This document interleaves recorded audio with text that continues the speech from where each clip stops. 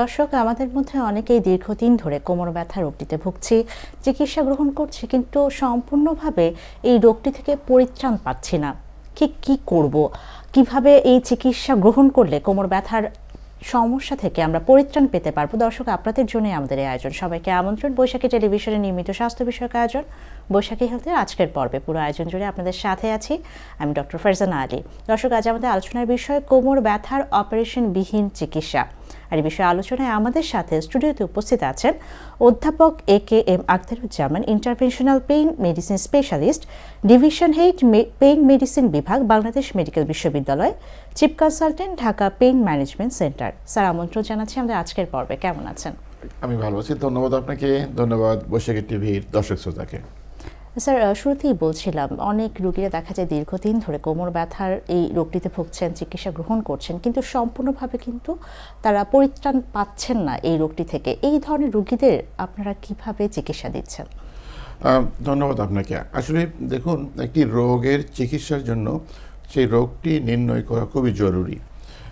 আমার মনে হয় যারা অনেক দিন ধরে ভুগছেন কোমর ব্যথায়, তাদের সঠিক রোগ নির্ণয়টি আগে প্রয়োজন। আমরা জানি যে কোমরের ব্যথাগুলো অনেকগুলো কারণগুলো হতে পারে।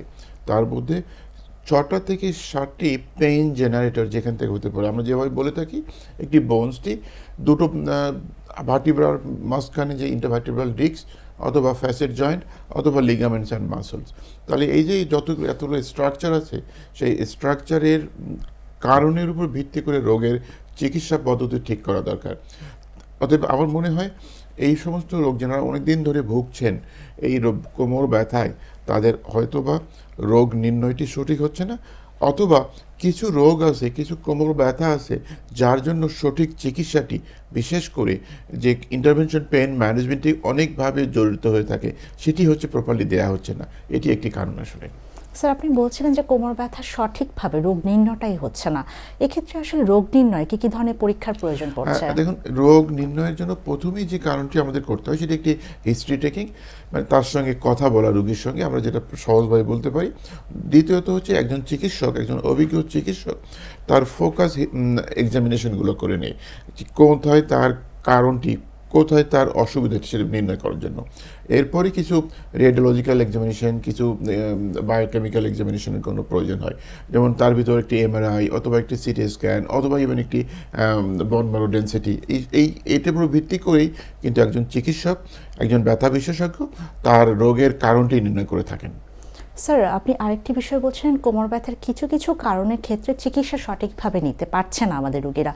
কোন কোন কারণে কোমর ব্যথা হলে এবং তার সঠিক চিকিৎসা গ্রহণ না করলে রোগীরা এই কোমর ব্যথা থেকে পরিত্রাণ পাচ্ছেন না? দেখুন, আমরা যেভাবে বললাম যে ইন্টারভার্টিব্রাল ডিস্ক অথবা ফ্যাসেট জয়েন্ট, তো এরকম একটি ইন্টারভার্টিব্রাল ডিস্ক যদি একটি প্রোলাপস হয়ে নার্ভের উপর যে চাপ দেয়, যে নার্ভটি কোমর থেকে পা পর্যন্ত চলে যায়, আমরা যেটাকে সায়াটিক নার্ভ বলি, অথবা অনেক সময় রোগীরা আসেন তাদের সায়াটিকা বলেই কমনলি পেশেন্টগুলো কমপ্লেন করে। তাহলে আমাদের কারণটি হলো কি, ইন্টারভার্টিব্রাল ডিস্কটাকে একটি নার্ভের উপর প্রেশার দিচ্ছে। অতএব যে কোনোভাবেই হোক না কেন, সেই নার্ভের প্রেশারটিকে সরিয়ে ফেলতে হবে। শুধুমাত্র মুখে ওষুধ খেয়ে আমাদের কোনো দিনই কখনোই এই কারণটি উপভোগ করা সম্ভব হবে না। এক্ষেত্রেই প্রয়োজন হচ্ছে ইন্টারভেনশন পেইন ম্যানেজমেন্টের জন্য। স্যার, ইন্টারভেনশন পেইন ম্যানেজমেন্টে যাওয়ার আগে, চিকিৎসা পদ্ধতি যাওয়ার আগে অনেক সময় দেখা যায় যে ইন্টারভার্টেবল যে ডিস্ক প্রোলাপস হয় বা নার্ভের যে কম্প্রেশন, এই রোগটি নির্ণয় হলে অনেকে মনে করে সার্জারির প্রয়োজন। একটু সার্জারি বিষয়ে জানতে চাই যে এই রোগগুলোর ক্ষেত্রে কখন সার্জারির প্রয়োজন পড়ছে এবং সার্জারির সুযোগ সুবিধাটা কী? দেখুন, আমাদের যদি আমরা একটা এভিডেন্স বলি অথবা স্ট্যাটিস্টিক্স বলি, একটি ল্যান্ডমার্ক স্ট্যাটিস্টিক্স হয়েছিল, একটি রিসার্চ হয়েছিল ইউকেতে, যে চিন্তা করি ল্যান্ডসেটে। সেটি 2022 সালে এই পেশেন্টগুলোকে দুটো ভাগে ভাগ করেছেন, যাদের সায়াটিকা আছে অথবা যাদের সায়াটিকা, এই যে রোগীদেরকে। একটি হচ্ছে অপারেশন, আরেকটি হচ্ছে ইন্টারভেনশন পেইন ম্যানেজমেন্ট। আমরা যে ইন্টারভার্টিব্রাল ডিস্কটি আছে, সেই ডিস্কটি হচ্ছে আমরা বলি থাকি রুট ব্লক, যেটা অথবা একটা কমনলি পিপলরা বলে এপিডুরাল ব্লকস। এইরকম একটি দুটি কম্প্যারিজন করে দেখা গেল যে সার্জারি এবং রুট ব্লক যাদের দেওয়া হচ্ছে, তাদের স্যাটিসফ্যাকশন তাদের যদি আমরা কস্ট যদি ইনভলভমেন্ট চিন্তা করি অথবা কতদিন পর্যন্ত ভালো থাকে সেটা যদি আমরা চিন্তা করি, তাহলে দুটোর মধ্যে কোনো ডিফারেন্স নাই। এই ট্রায়ালের পর থেকে আজকে ইউকের যদি আপনি গাইডলাইন চিন্তা করেন অথবা ইউকের যে সবচেয়ে বড় বেশি গাইডলাইন ফলো করা হয় নাইস গাইডলাইন, সেখানে করে থাকেন সার্জারিটাকে কিন্তু অনেক পরে নিয়ে এসছে।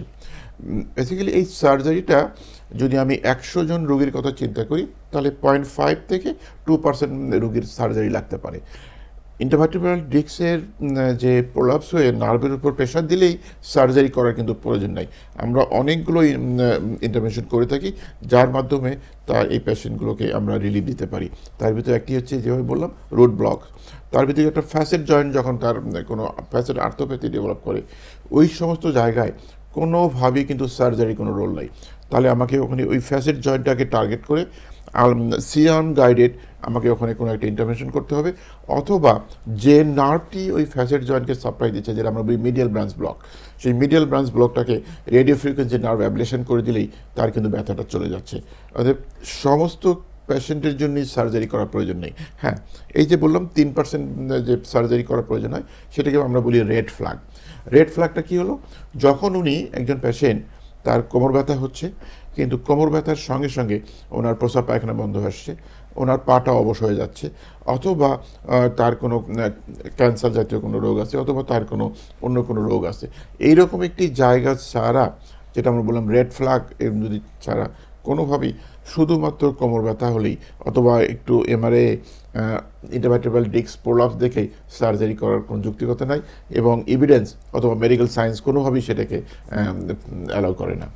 স্যার অসংখ্য ধন্যবাদ। আমরা কিন্তু জানলাম যে ইন্টারভেনশন, এই ইন্টারভেনশনাল থেরাপির কোমর ব্যথার ক্ষেত্রে রোল কিন্তু অনেকটাই বেড়ে গেছে। আমি একটু আরেকটা বিষয় একটু জানতে চাই, অপারেশনবিহীন যেহেতু কোমর ব্যথা নিয়ে আজ আমাদের আলোচনা, ইন্টারভেনশনাল প্রসিডিওরের ক্ষেত্রে আর কি কি পদ্ধতি এসেছে কোমর ব্যথার চিকিৎসার ক্ষেত্রে?